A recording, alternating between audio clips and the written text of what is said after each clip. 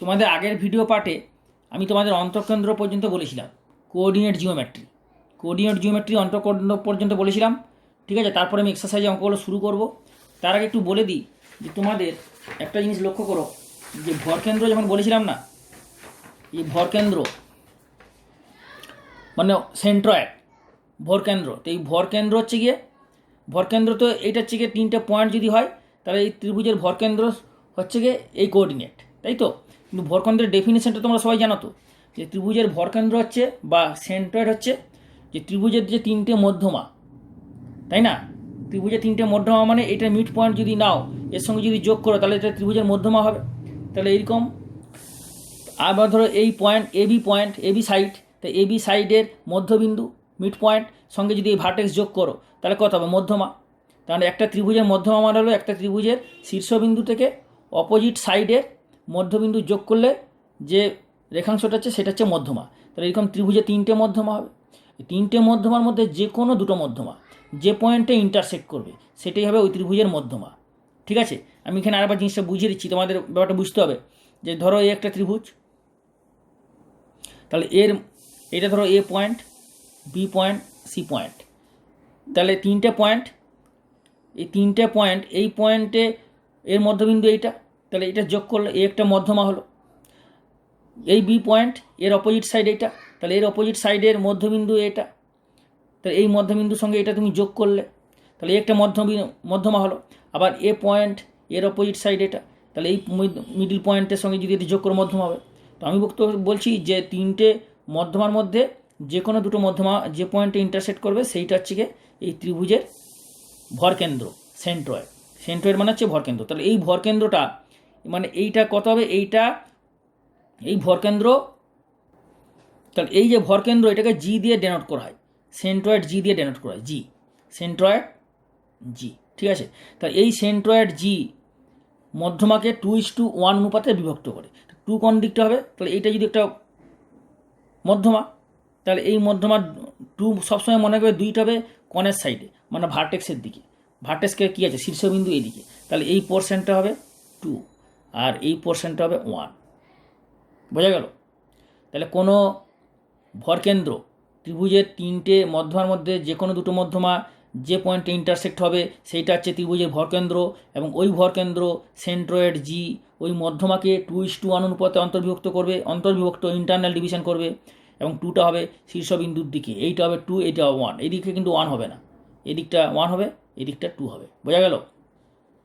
2:1 এটা হচ্ছে গিয়ে ভরকেন্দ্রর সংজ্ঞা, ডেফিনেশন। সেটা আমি এখানে বলে দিচ্ছি যে তিনটে যদি শীর্ষবিন্দু এটা হয় কোঅর্ডিনেট সিস্টেমে, তাহলে এর ভরকেন্দ্র ফর্মুলা হচ্ছে এইটা। বোঝা গেল। এইটা আমি ভিডিও পার্ট 1-এ বলেছি। ওকে, এরপর আমি তোমাদের বলবো যে ফর্মুলা যেটা আছে, যে ফর্মুলাটা ইম্পর্টেন্ট একটা ফর্মুলা, সেটা তোমরা দেখে নাও। ফর্মুলা নাম্বার 5, এটা কি আছে না, area of a triangle, area of a triangle যেটা তিনটে বিন্দু দিয়ে যোগ করলে যে ত্রিভুজ হবে তার triangle, area of a triangle. মনে করো এ একটা ট্রায়াঙ্গেল, তো এই ট্রায়াঙ্গেলের তিনটে পয়েন্ট, এটা হচ্ছে 1 নম্বর পয়েন্ট, এটা 2 নম্বর পয়েন্ট, এটা 3 নম্বর পয়েন্ট, মানে 1 নম্বর ভার্টেক্স, 2 নম্বর ভার্টেক্স, 3 নম্বর ভার্টেক্স। তুমি এ নাম দিতে পারো আর এ নাম নাও দিতে পারো। যদি এ নাম দাও দেবে তাহলে কত হবে, এটা 1 নম্বর কেন বলছি, x⁻1 y⁻1, বুঝলে। 2 নম্বর পয়েন্ট, তাহলে x⁻2 y⁻2। 1 নম্বর পয়েন্ট বললে তোমাদের মনে রাখতে অনেক সুবিধা হবে, কারণ *1 মানে 1 নম্বর, 2 নম্বর *2 মানে 2 নম্বর, 3 নম্বর মানে x3 y3। বোঝা গেল। তাহলে 1 নম্বরটাকে যদি এ বলো এ, এটা যদি বি বলো বি, এটা যদি সি বলো সি। তাহলে এ বি সি তিনটে পয়েন্ট হলো x1 y1 x2 y2 x3। তাহলে এটাকে তুমি কীভাবে ক্লকওয়াইজ নিলে, দেখো এইদিকে নিয়েছো, মানে ঘড়ির কাঁটার দিকে, ঘড়ির কাঁটা কিন্তু এইদিকে ঘোরে, তার মানে এটা হচ্ছে ক্লকওয়াইজ, এটা হচ্ছে ক্লকওয়াইজ ডাইরেকশন, তাই না, ক্লকওয়াইজ ডাইরেকশন। তাহলে আমরা এই যে পয়েন্টটাকে সিলেক্ট করলাম, আমি সিলেক্ট করলাম প্রথমে এইটা, তারপরে এইটা, তারপরে এটা, মানে এই দিকে নিয়েছি, এটা কিন্তু এই দিকে নিলাম না। তো এই দিকে যখন নেব তখন অ্যান্সারটা কিন্তু নেগেটিভ বেরোবে, সবসময় মনে রাখবে। মানে আমি যদি এই পয়েন্টটা এইখানে 1 নম্বর নিই, এটা যদি 2 নম্বর নিই, 3 নম্বর নিই, এইভাবে যদি ঘুরে আমি যদি ক্যালকুলেশনটা করো তাহলে নেগেটিভ বেরোবে, এরিয়া নেগেটিভ বেরোবে। তারপরে বলছি পুরোটা দেখো, তাহলে এরিয়াটা কী হবে, এরিয়াটা কীভাবে মনে রাখবে না, এরিয়া তাহলে এবিসি ট্রায়াঙ্গেলের এরিয়া কী হবে, এবিসি ট্রায়াঙ্গেলের এরিয়া হবে এইভাবে মনে রাখবে, হাফ, ঠিক আছে, এইরকম ব্যাকেট দেবে 3টে, প্লাস এইরকম একটা ব্যাকেট দেবে, প্লাস এইরকম একটা ব্যাকেট দেবে, হলো।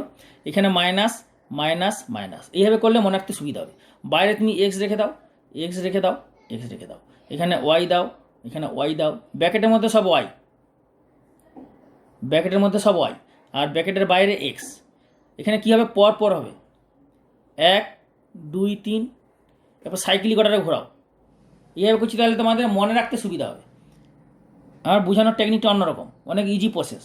এই দেখো 1 2 3, তা প্রথমে তুমি এদিক থেকে যদি ঘোরাও তাহলে 1 2 3, তাহলে 1 2 3, তারপরে কত 2, একটা ছেড়ে দেবে, 2 3 1, 2 3 1, তাহলে 2 ছেড়ে দেবে, তারপরে 2 ছাড়বে, 3 1 2, 3 1 2, বোঝা গেল। তার মানে x1 common y2 minus y3 plus x2 into y3 minus y1 plus x3 into y1 minus y2, বোঝা গেল। এটা হচ্ছে কি স্কোয়ার ইউনিট, স্কোয়ার ইউনিট, যা ইউনিট হবে তাই ইউনিট হবে, মিটার হলে মিটার স্কোয়ার, সেন্টিমিটার হলে সেন্টিমিটার স্কোয়ার, স্কোয়ার ইউনিট। এরপরে এইটাকে যদি অন্যভাবে করা যায়, এটা আচ্ছা এইটা হলো তোমাকে আমি বলছি। এরপর দেখো x1 হলো, তো এইটা তুমি বাইরে ওয়াই রাখতে পারো আর ভিতরে এক্স দিতে পারো, যে কোনো একটা, বাইরে ওয়াই রাখলে ভিতরে এক্স রাখলে, তাহলে এখানে তাই কী হবে, বাইরে ওয়াই, এটা বাইরে ছিল এক্স, ভেতরে ওয়াই, এগুলো ব্যাকেটের ভিতরে এক্স রাখছো, বাইরে ওয়াই, তাহলে এখানেও তাই হবে, ঠিক 1 2 3, 2 3 1 3 1 2, বোঝা গেল। যে কোনো একটা করলেই হবে।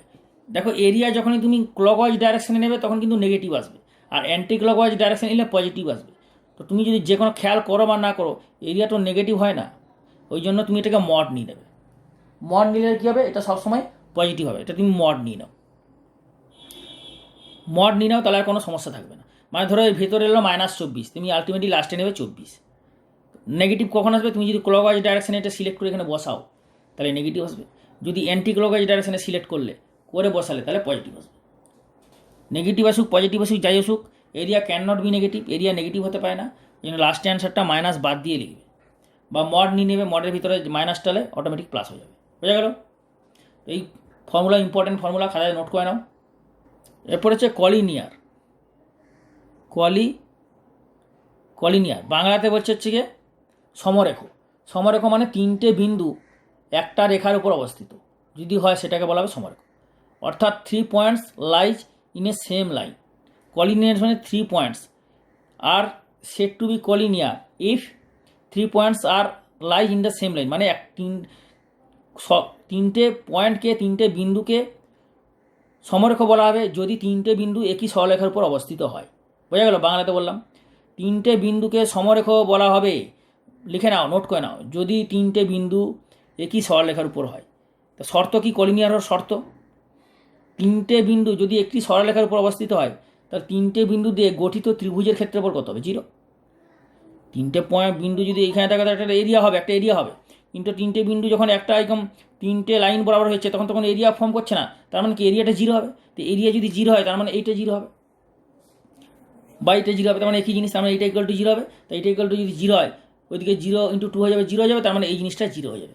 অর্থাৎ কলিনিয়ার শর্ত কি, 3টে বিন্দু একই সরলরেখায় থাকার শর্ত সমরেখ হওয়ার শর্ত হচ্ছে, কলিনিয়ার হওয়ার শর্ত হচ্ছে x1 common y2 minus y3 plus x2 y3 minus y1 plus x3 common y1 minus y2 equal to 0, এই হচ্ছে শর্ত।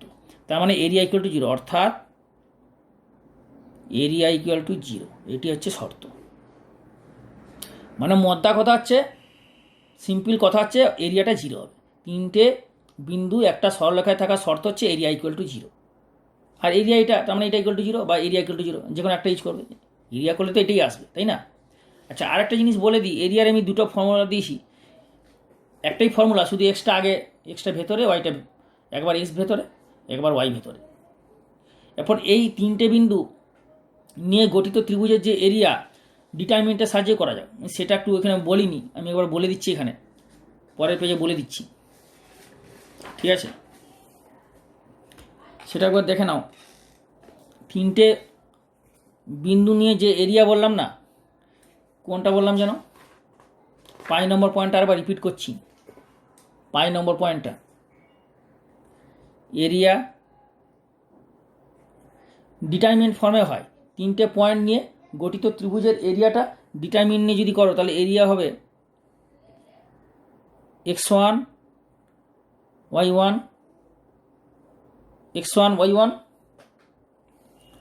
x1 y1 এইভাবে নিতে পারে, x1 y1 1, বা এটাকে না নিয়ে এইভাবে নাও না, এইভাবে না নাও, এইভাবে নাও, x1 x2 x3 y1 y2 y3 1 1 1, এইটা। আর বাইরে হবে হাফ ইউনিট স্কোয়ার, বোঝা গেল? এটা হচ্ছে এরিয়া। আবার এইটাকে তুমি এইভাবেও নিতে পারো, বাইরে হাফ রেখে দিলে, ধরো x1 y1 1 x2 y2 1 x3 y3 1, এটা নিতে পারো, যে কোনো একটা করলেই হবে, ঠিক আছে? তাহলে এরিয়া ডিটারমিনেন্ট ফর্মে এরিয়ার ফর্মুলা হচ্ছে 8, মানে তিনটে ভুজ, তিনটে কোটি আর 1, এই হচ্ছে এরিয়ার ফর্মুলা। এরপরে চলে আসবো 7 নম্বর। 5 নম্বর বললাম, 6 নম্বর বললাম, 7 নম্বরটা একটু তোমাদের বলে দিই। 7 নম্বর জিনিসটা, সেটা হচ্ছে খুব ইম্পর্টেন্ট, ভালো করে লক্ষ্য রাখবে। লম্ব বিন্দু, বাংলায় বলে লম্ব বিন্দু, ইংরেজিতে বলে অর্থ সেন্টার।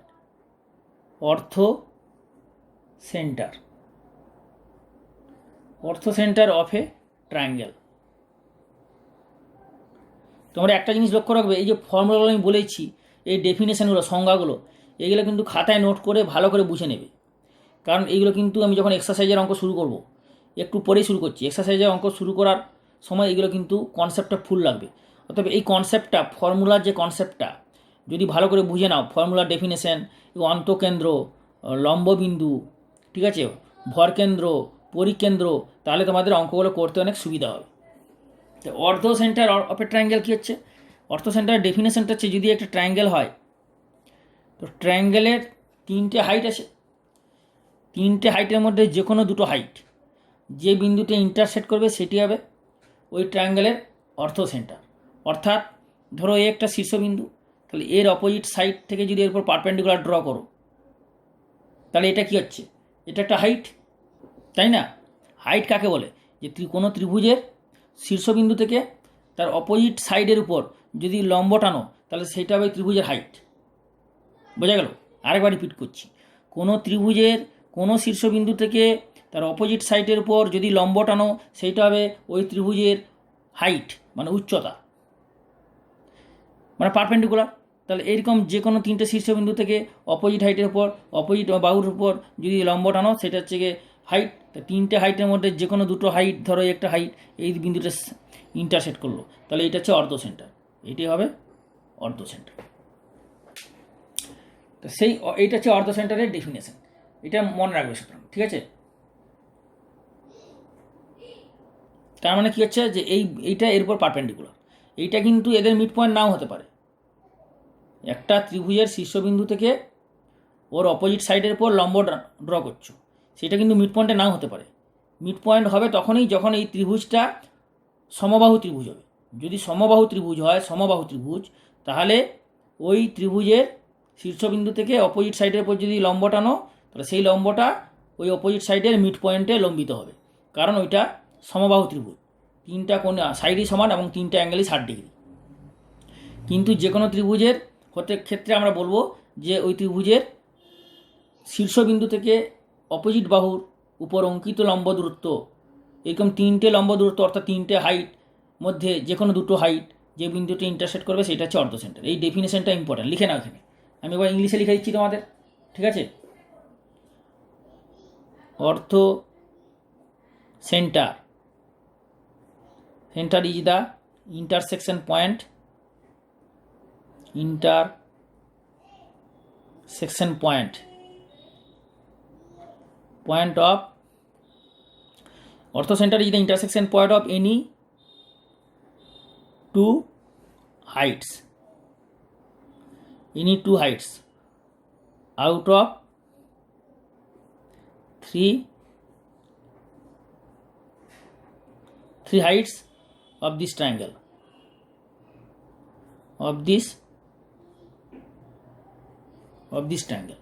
ঠিক আছে। অর্থাৎ তুমি বলতে পারো যে অর্থোসেন্টার, বেশ এখানে এটা রেখে দাও, ঠিক আছে, এটি হচ্ছে লিখলেই যথেষ্ট। তোমরা যেটা বাংলায় বললাম বাংলায় লিখে নেবে, ঠিক আছে। এই হচ্ছে অর্থোসেন্টারের ডেফিনেশন। এই ডেফিনেশনগুলো মনে রাখবে, অর্থোসেন্টার, ইন সেন্টার, ঠিক আছে, সেন্ট্রয়েড ভর কেন্দ্র। এরপর তোমাদের বলে দিই 8 নম্বর পরিকেন্দ্র। পরিকেন্দ্র মানে সার্কাম সেন্টার, ঠিক আছে, সার্কাম সেন্টার। তোমরা বাংলাতে লেখো পরিকেন্দ্র, circumcentre of triangle. Circumcentre কি হচ্ছে? পরিকেন্দ্র। এই ডেফিনেশনটা দেখো, ভালো করে বুঝিয়ে দিচ্ছি, একটু বুঝে নাও এবং খাতাতে নোট করে নাও, কারণ এই ডেফিনেশন আর কনসেপ্টটা কিন্তু অঙ্ক করার সময় লাগবে। সুতরাং ডেফিনেশন এবং কনসেপ্টটা যদি ভালো করে নাও, তাহলে তোমাদের অঙ্কগুলো ভেরি ভেরি ইজিলি করতে পারবে। আর ডেফিনেশন এই কনসেপ্টটা যদি ভালো করে বুঝতে না পারো, যদি মোটামুটি শুনে নাও, ভালো করে যদি না বুঝতে পারো, তাহলে অঙ্কগুলো সেরকমই হবে, কোনটা সমাধান হবে না, মাঝখানে আটকে যাবে, অঙ্কটা কঠিন মনে হবে। অতএব তোমাদের অঙ্কটা সমাধান ডিপেন্ড করছে তোমাদের এই কনসেপ্টটা পুরো ক্লিয়ারের উপর। এর ডেফিনেশনটা ভালো করে বুঝে নাও, আমি তো বুঝিয়ে দিচ্ছি সুন্দর করে, তোমরা খাতাতে নোট করে ভালো করে তুলে নাও। দরকার হলে ভিডিওটা 1 থেকে 2 বার ভালো করে দেখো, প্রতিটা ভিডিও ভালো করে 1 থেকে 2 বার দেখবে দরকার হলে, তাহলে কনসেপ্টটা আরও ক্লিয়ার হবে। বুঝতে পারছো? আচ্ছা, আরেকটা কথা বলে দিই, আমি এই ডেফিনেশন শুরু করার আগে একটা কথা বলছি। তোমরা যারা সাবস্ক্রাইব করনি এখনও পর্যন্ত, যারা নতুন এসছো এই চ্যানেলে, তারা ইমিডিয়েট সাবস্ক্রাইব করো, সাবস্ক্রাইব করে বেলের অলটা দাও, তাহলেই মেসেজ পাবে। এবং সমস্ত বন্ধুদের, সিনিয়রদের, জুনিয়রদের শেয়ার করবে। এই চ্যানেলে প্রতিটা চ্যাপ্টারের সমাধান করে পুরো ডিটেলসে পুরো কমপ্লিট প্রিপারেশান দেওয়া হচ্ছে, totally free of cost. 11, 12 join entrance সমস্ত ক্লাসের, ঠিক আছে। তাহলে এখন সার্কাম সেন্টারের ডেফিনেশনটা তোমাদের বলি। ধরো এই একটা ট্রায়াঙ্গেল, ওকে, তো এই ট্রায়াঙ্গেলের 3টে বাহু আছে। 3টে বাহুর মধ্যে যে কোনো 2টো বাহুর সমদ্বিখণ্ড, লম্ব সমদ্বিখণ্ড। লম্ব সমদ্বিখণ্ড মানে কি? যে এই বাহুর মিড পয়েন্ট এবং এর উপর পারপেন্ডিকুলার। এই বাহুটা যদি আমি ধরি, তাহলে এই বাহুর মিড পয়েন্ট মানে এইটা হবে, এর মিড পয়েন্ট এইটা হবে। ধরো নাম দিলাম এ বি সি, তাহলে বিসির মিড পয়েন্ট এইটা, ডি। মিড পয়েন্টের উপর আমি লম্ব ড্র করব, বোঝা গেল? আবার এবির মিড পয়েন্টের উপর লম্ব ড্র করলে মানে এর উপর লম্ব ড্র করলে এটা মিড পয়েন্ট, আর এইটা হচ্ছে পারপেন্ডিকুলার। তাহলে সিমিলারলি এটাও ধরো, এটা পারপেন্ডিকুলার আর এটা হচ্ছে মিড পয়েন্ট। আমি বুঝাচ্ছি, তোমরা ভালো করে বুঝো। বিসির উপর মিড পয়েন্টে পারপেন্ডিকুলার ড্র করলে এটা হচ্ছে 90 ডিগ্রি সিম্বল, এটা সিম্বলটা কি 90 ডিগ্রি বোঝায়। এবির উপর লম্ব ড্র করলে এই দুটো লম্ব এই পয়েন্টে ইন্টারসেক্ট করেছে, তাহলে এই পয়েন্টটা দিয়ে তুমি যদি একটা ত্রিভুজ ড্র করো, এই ত্রিভুজ না মানে সার্কেল, বৃত্ত, যদি বৃত্ত ড্র করো, সেই বৃত্তটা এই ত্রিভুজের বাইরে দিয়ে যাবে, ত্রিভুজটা ভিতর হয়ে যাবে, তার মানে ওই ত্রিভুজটার নাম, ওই বৃত্তটার নাম হবে পরিবৃত্ত। এইটা হয়ে যাবে, এইটার নাম হয়ে গেল পরিবৃত্ত, সার্কাম সার্কেল,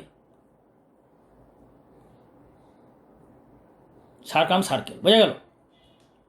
আর এইটা হয়ে গেল তাহলে পরিবৃত্তের কেন্দ্র, এটাকে বলা হচ্ছে পরিকেন্দ্র। তাহলে এটাকে বলা যাবে পরিকেন্দ্র বা সার্কাম সেন্টার।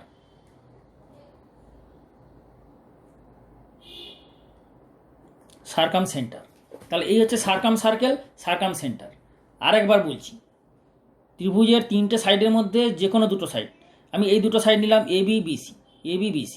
এবির মিড পয়েন্টে লম্ব ড্র করলে, বিসির মিড পয়েন্টে লম্ব ড্র করলে, যে দুটো লম্ব যে পয়েন্টে ইন্টারসেক্ট করলো, এই পয়েন্টে ধরো ইন্টারসেক্ট করলো সি, তাহলে এই পয়েন্টে নিয়ে তুমি যদি একটা বৃত্ত ড্র করো, সেই বৃত্তটা এই ত্রিভুজের 3টে সাইড দিয়ে পাস হবে।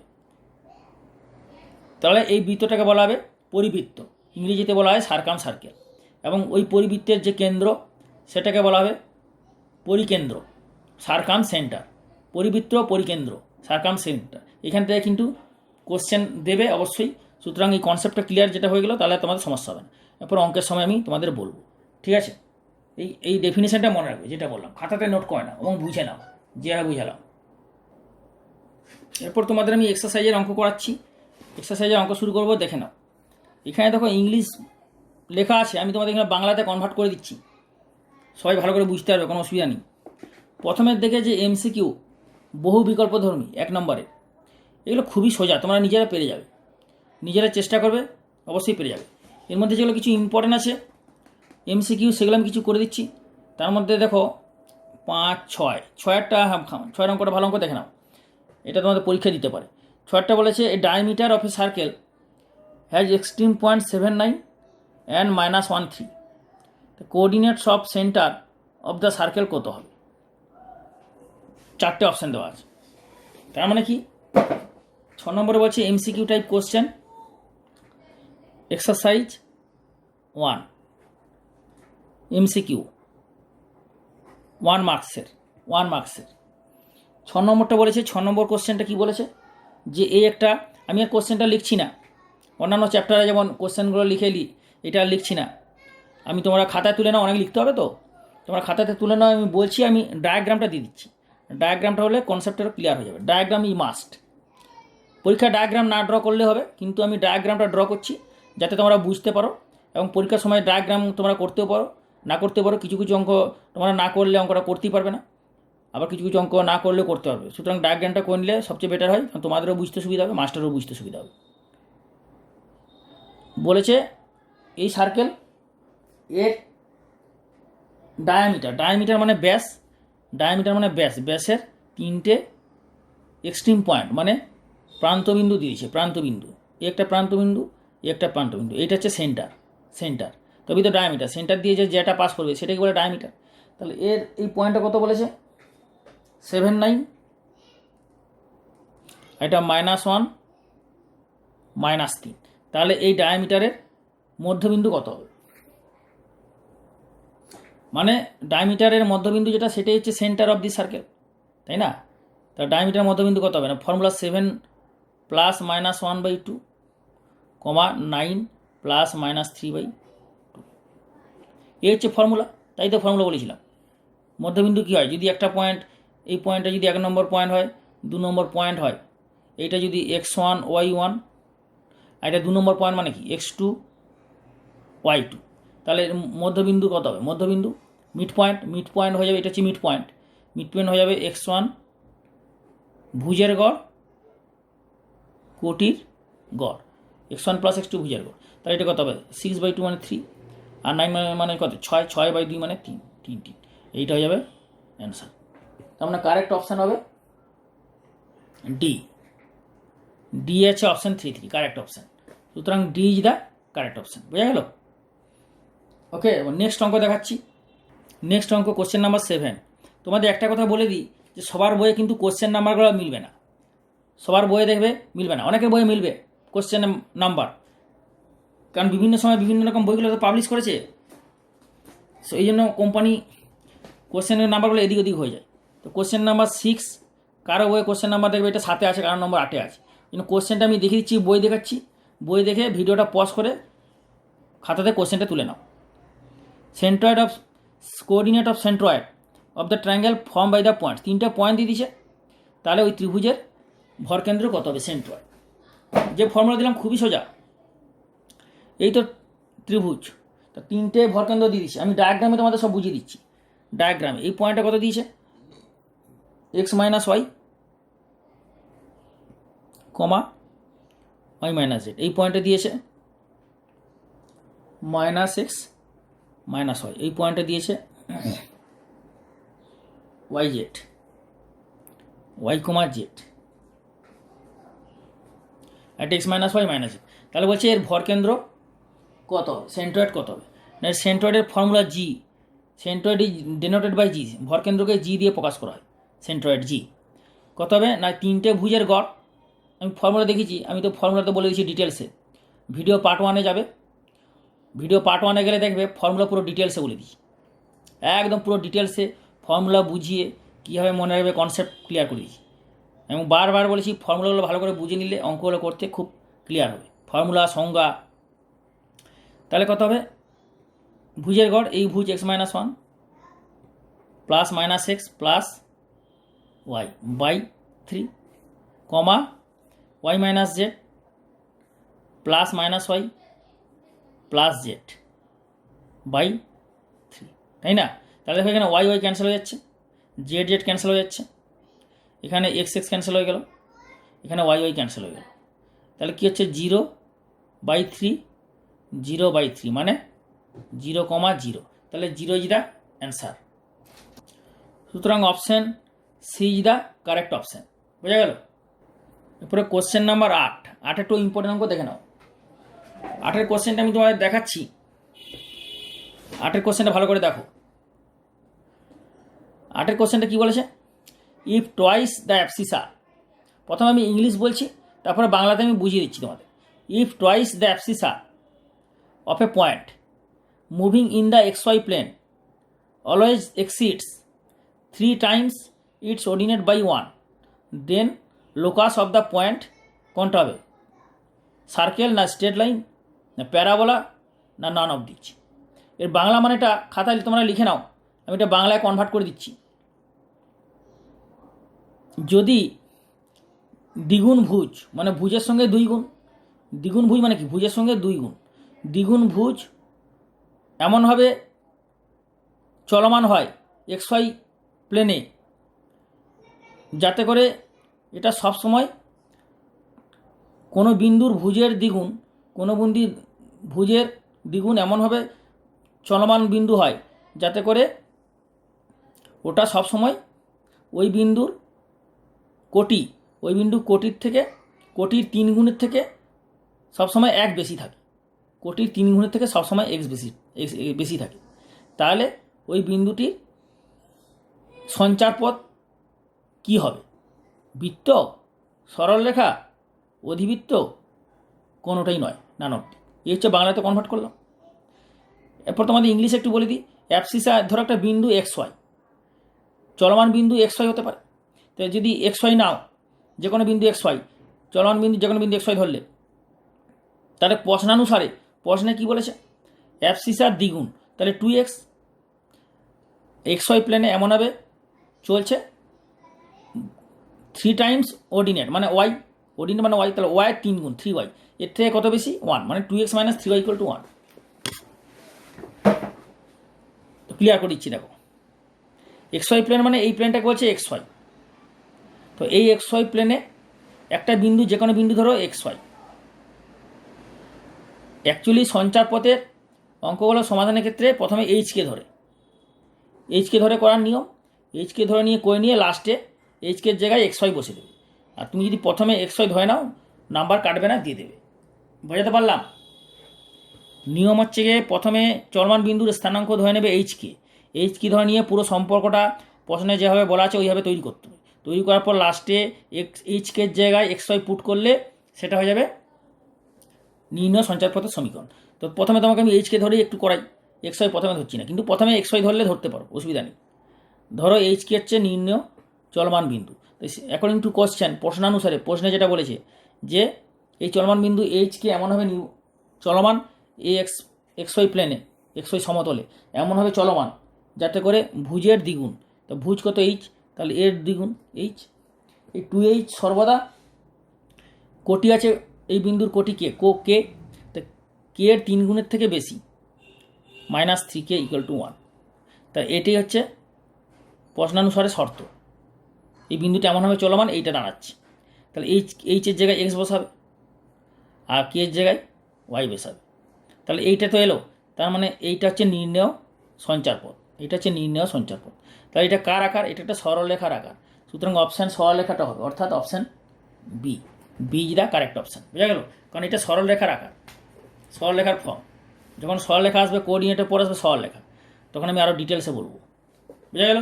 তো আজকে তোমাদের এখানেই শেষ করছি। পরের ভিডিও পার্টে অঙ্কওয়ালা সলিউশন করে দেওয়া হবে, ডিটেলসে বুঝিয়ে দেওয়া হবে, আর লাস্ট ভিডিও পার্টে এক্সারসাইজ উদাহরণে ইম্পর্টেন্ট অঙ্ক বলে দেওয়া হবে।